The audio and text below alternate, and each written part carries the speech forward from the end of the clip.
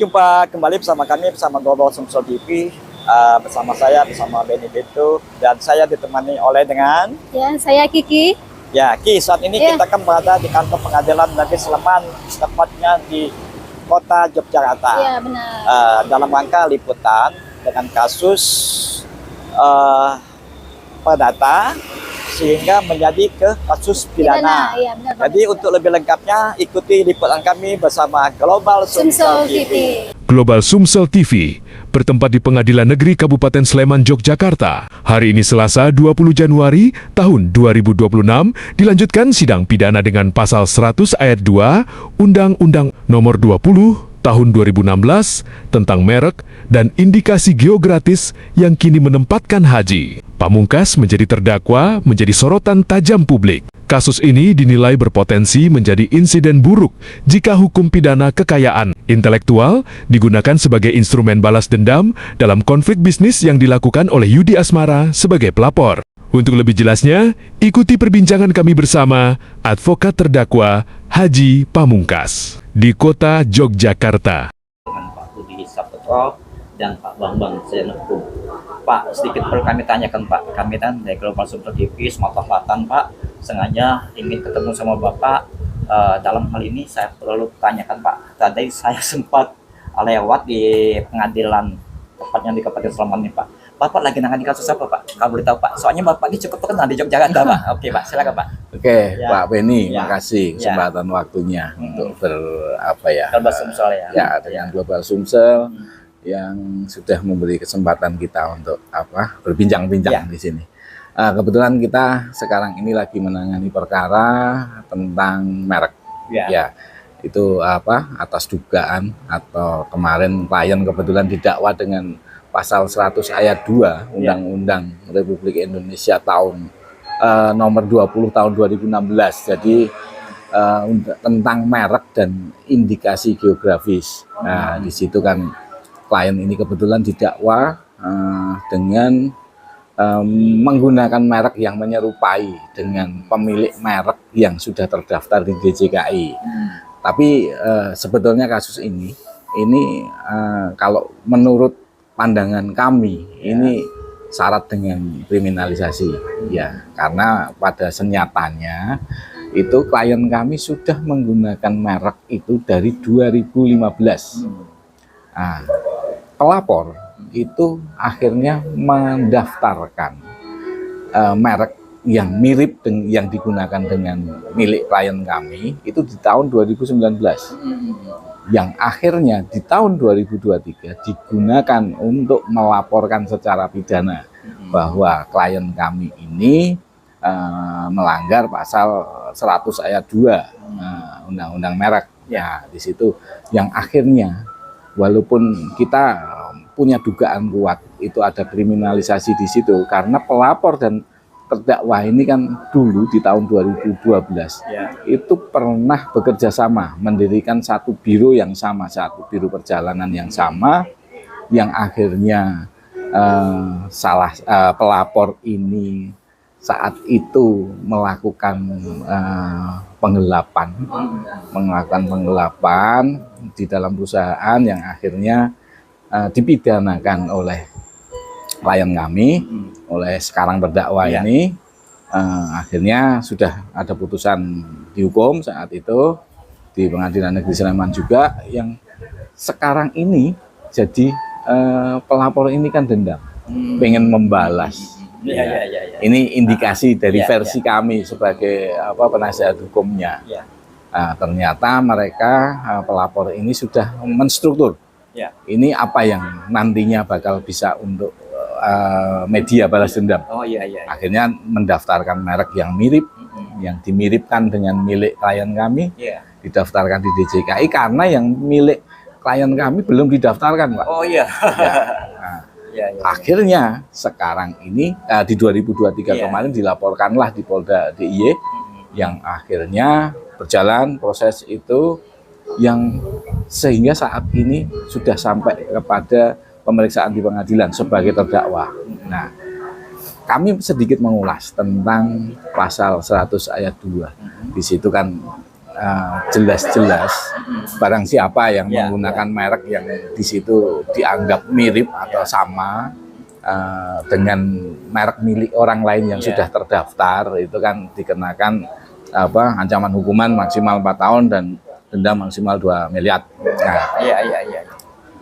berarti kalau kronologinya seperti ini, bisa dong ada satu usaha UMKM Iya. yang di situ banyak ini terjadi. Makanya. Banyak terjadi bahwa UMKM yang produknya itu sudah terkenal, sudah Iya, laris, sudah banyak dikonsumsi orang dan diyakini orang itu produk bagus, tapi lupa mereknya belum didaftarkan Iya. di DJKI. Iya. Berarti bisa dong kalau produk itu atau merek itu terkenal terus kita daftarkan. Iya. Setelah kita daftarkan, kita Keren, ya. dapat sertifikat kepemilikan atas merek atau logo tersebut. Besok pemilik UMKM itu Ya. kita laporkan pidana, Ya bisa. ya kan? Ya. Kalau pasal itu diartikan seperti itu, ya. Jadi ini pasal kan pasal yang sangat-sangat sangat-sangat berwibawa Iya. sebetulnya. Tapi bisa diartikan secara kekanak-kanaan. Iya. Ya, akhirnya terjadilah kriminalisasi atau dengan mudahnya bisa menjadi alat kriminalisasi Iya. di situ. Ya, makanya ini kita sebagai penasihat hukum dari terdakwa, kita akan berusaha semaksimal mungkin Iya. untuk bisa membuktikan bahwa perkara ini atau perbuatan terdakwa ini kan sebetulnya tidak merugikan siapapun. Iya. Orang yang pelapor itu mendaftarkan merek untuk tidak digunakan sama sekali Iya, dalam iya. bisnisnya, Iya. karena dia punya produk lain. Maksudnya yang dijalankan itu justru merek lain, walaupun juga terdaftar. Tapi ini yang didaftarkan dan untuk melaporkan ini kan tidak digunakan Iya. sama sekali. Ternyata dugaan kami hanya untuk alat saja, alat mengkriminalisasi terdakwa. Iya. Ya. Ini makanya kita anggap serius dan menarik sebetulnya perkara ini, karena kami sangat percaya sih para penegak hukum yang lain nantinya akan bisa mempertimbangkan sebetulnya kronologi yang ada itu seperti apa. Iya. Kronologinya seperti apa, salah satunya waktu penggunaan kita bisa buktikan nantinya Iya. bahwa itu sudah digunakan di 2015, sejak 2015 banyak saksinya. Dan juga media sosial di situ Iya. sudah bisa kita jadikan bukti juga bahwa itu merek sudah digunakan. Iya. Dan di situ harusnya dilihat ini digunakan oleh terdakwa sejak kapan dan didaftarkan sejak kapan. Iya. Kecuali gini, didaftarkan duluan, Iya. terus baru klien kami menggunakan. Nah itu jelas, itu jelas pelanggaran. Iya.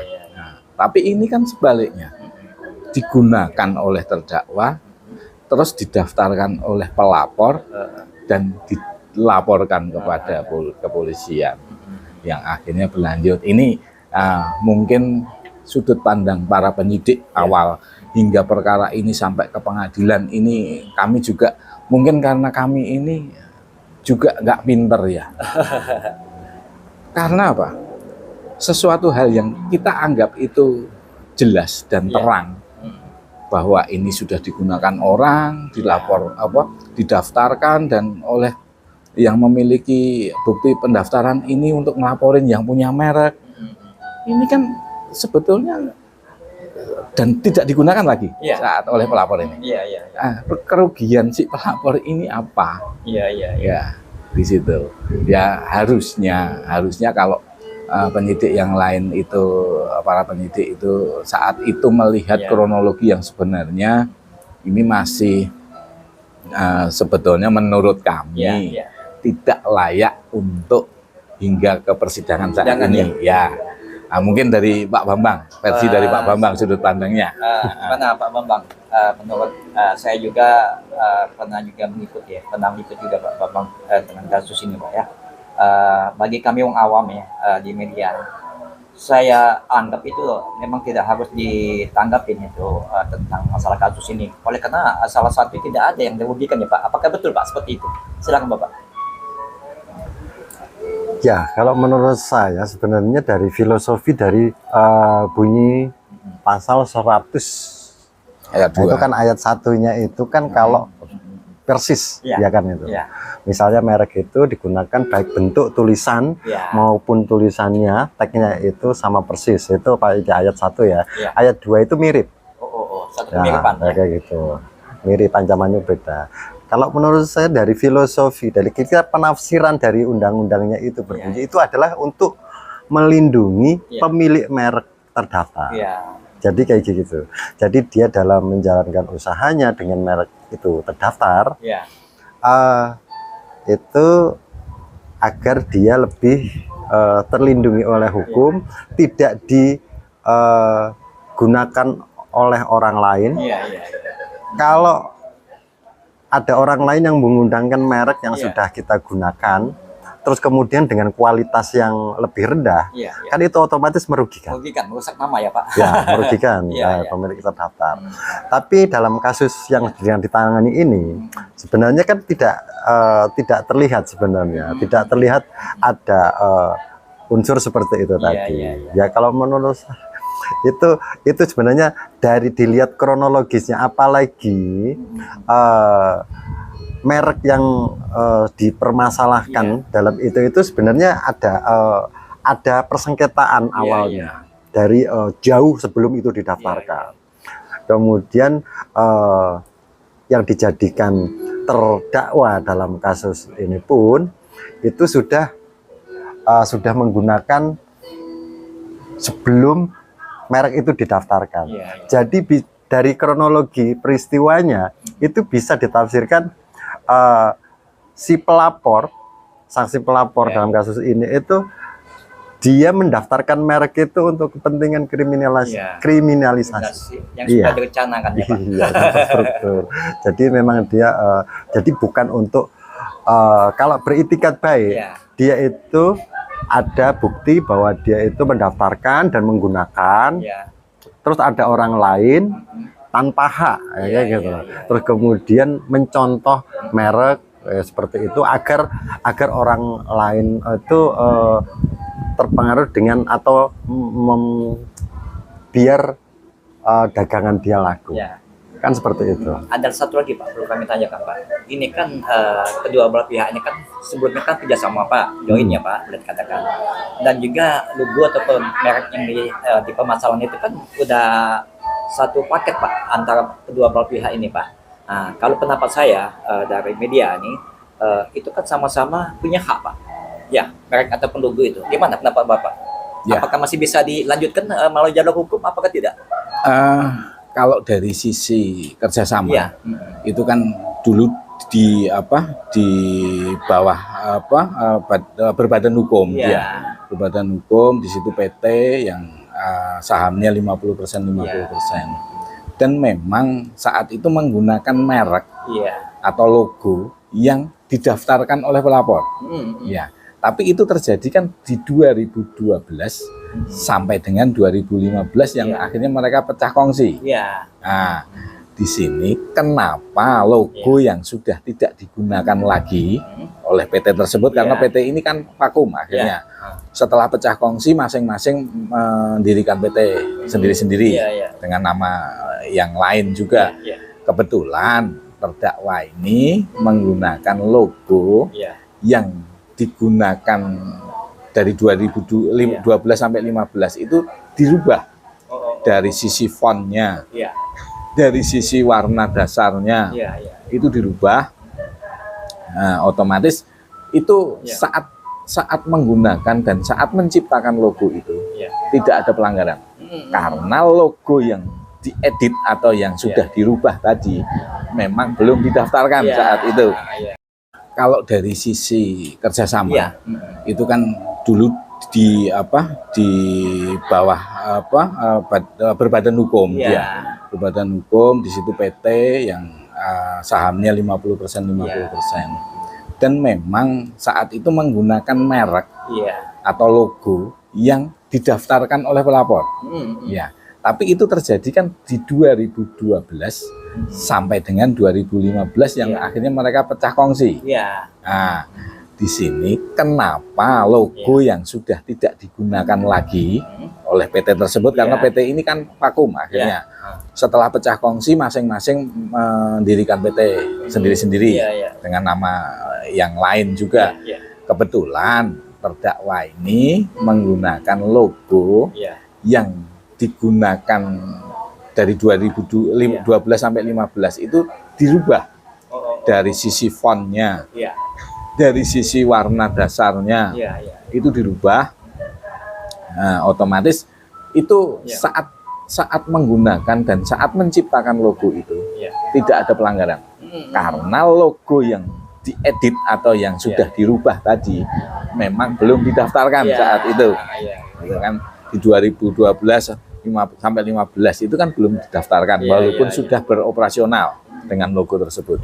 Nah, sekarang digunakan berarti tidak ada pelanggaran dong.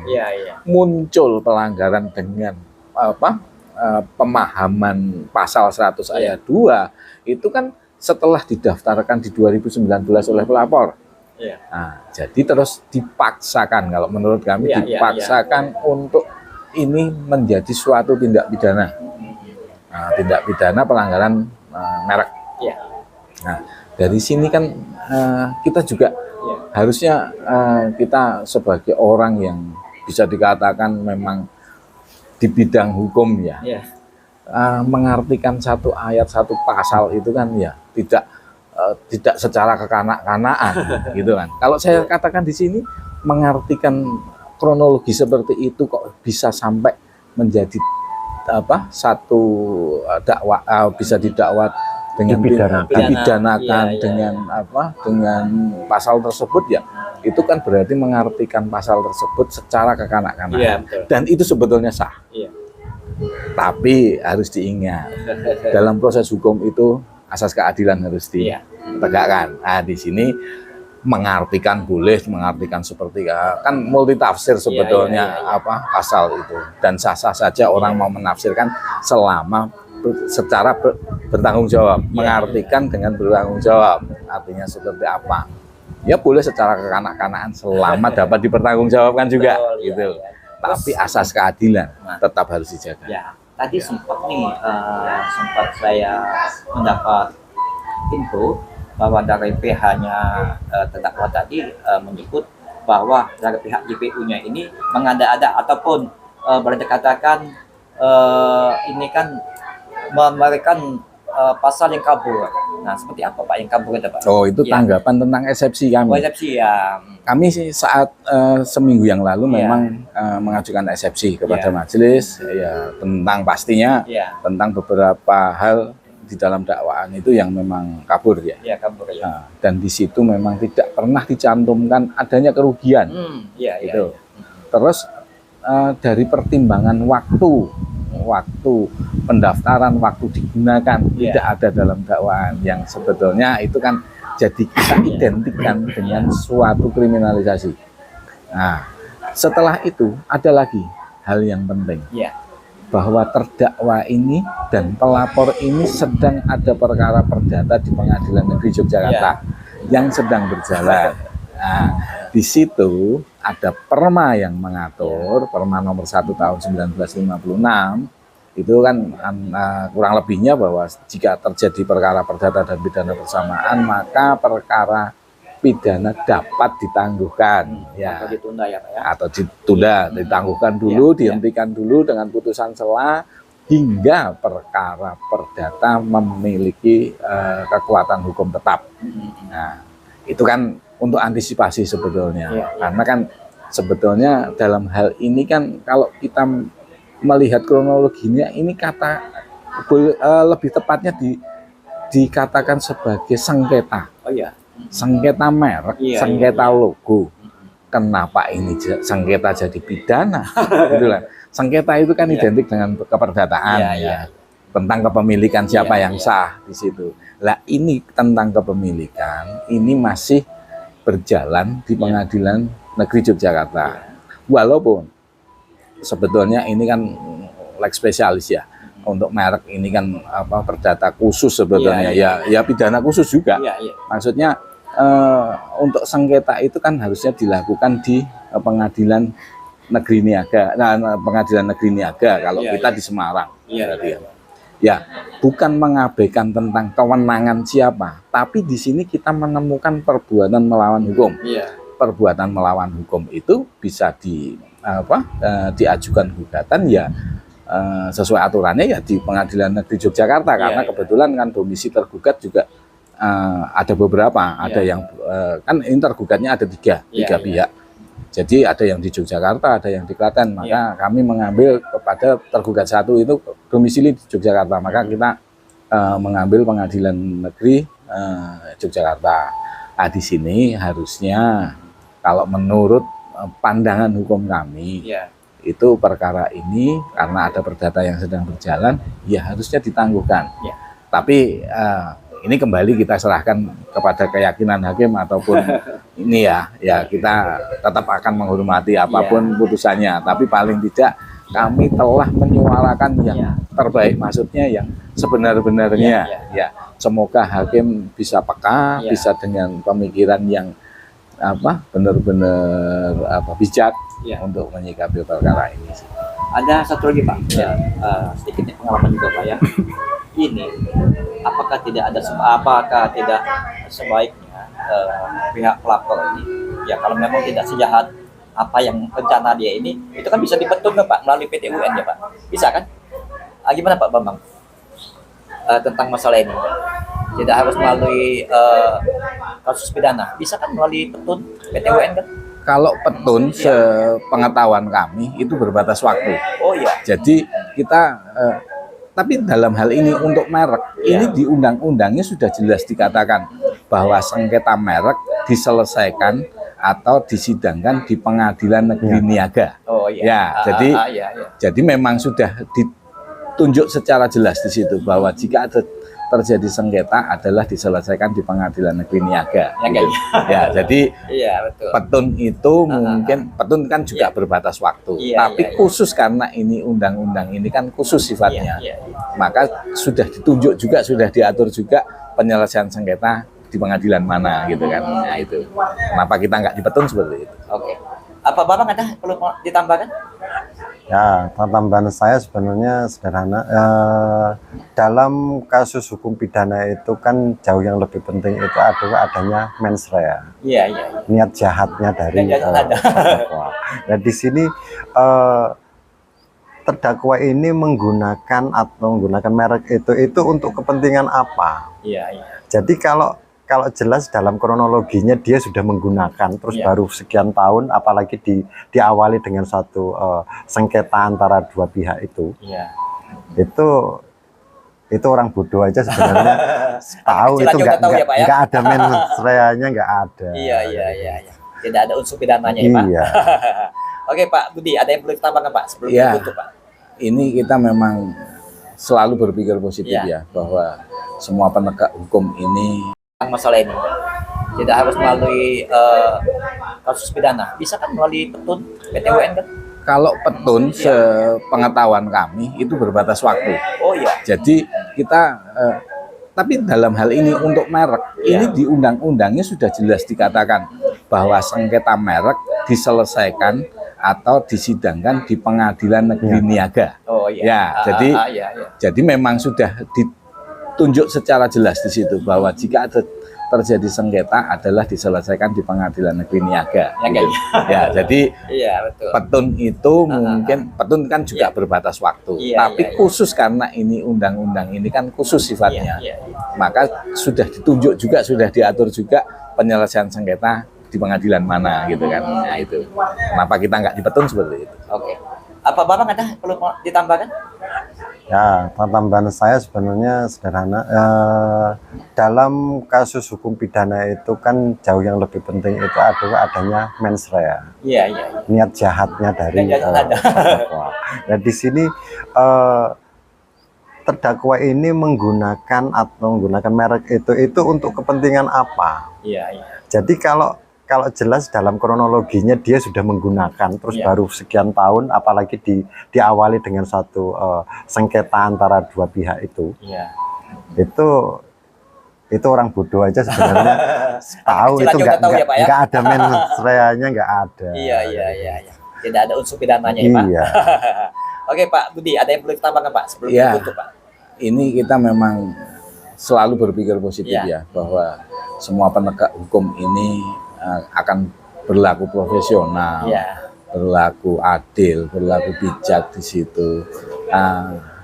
Tapi kami juga masih terheran-heran. Iya, iya. Kenapa sih kalau versi kami ini harusnya paling tidak ada sengketa dan diselesaikan secara keperdataan? Kenapa ini bisa masuk ke pidana? Ya bolehlah masuk pidana. Tapi seperti yang dikatakan Pak Bambang tadi, itu untuk melindungi pemilik merek, kecuali pemilik merek yang sudah terdaftar supaya tidak disalahgunakan oleh pihak lain. Ini malah jadi artinya untuk melindungi pemilik merek yang mendaftarkan dengan mirip mereknya orang lain yang sudah digunakan dulu, kan jadi artinya seperti itu.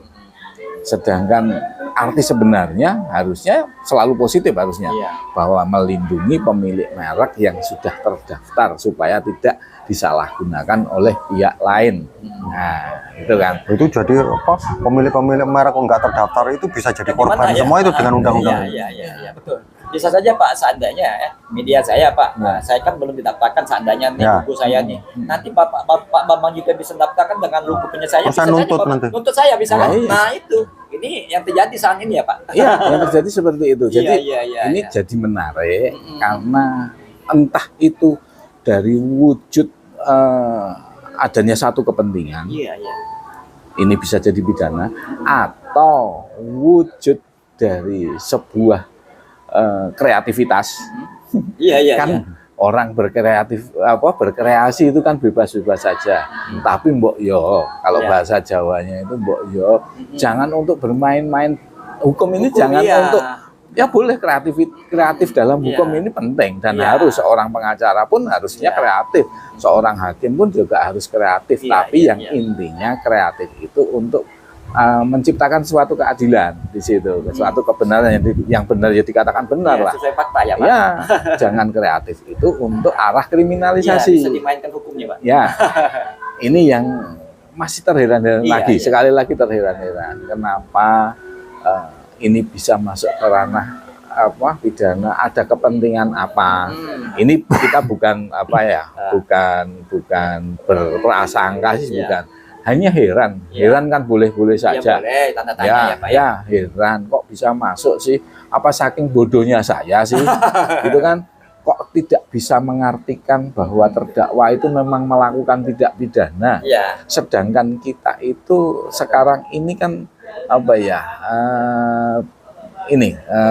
terpancing untuk kita itu bisa sama-sama dalam sepemahaman dengan jaksa penuntut umum, bahwa terdakwa terdakwa kami ini yang kami dampingi ini benar-benar kesalahan.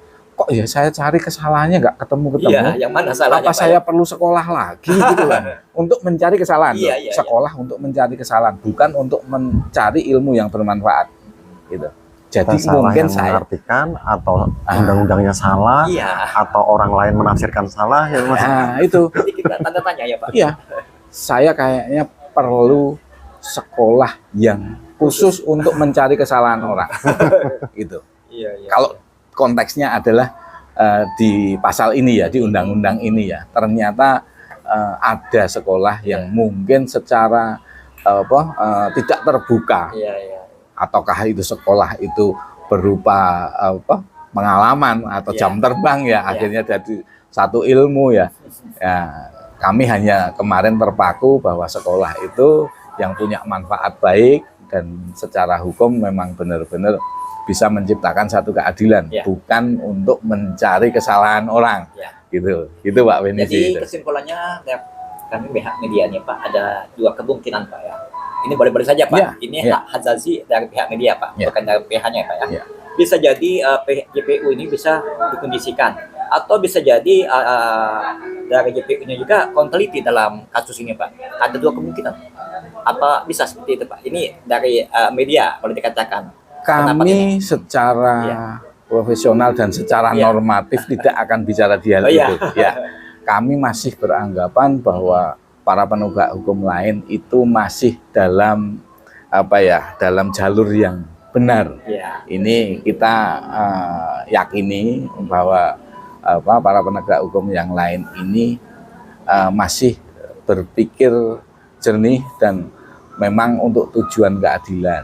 Makanya kita terlalu dini kalau kita juga menilai bahwa ini ada satu pengkondisian, itu terlalu dini kan. Dan kita tidak akan berpikir di situ juga. Ya, kita tidak akan berpikir di arah itu juga karena ini juga masih butuh waktu. Maksudnya waktulah nanti yang akan bisa terlihat bahwa ini para penegak hukum ini bisa berlaku benar-benar adil atau tidak. Nanti waktu yang akan sidang selanjutnya ya Pak ya. Iya, berbicara. Maksudnya waktulah yang akan berbicara.